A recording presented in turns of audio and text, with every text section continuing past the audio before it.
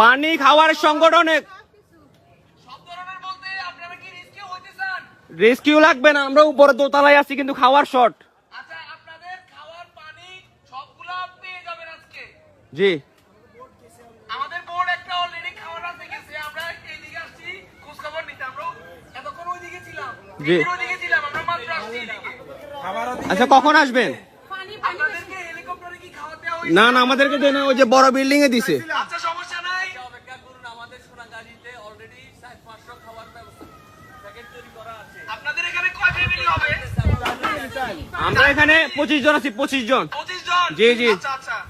আর আপনাদের আশেপাশে আর কেউ আছে?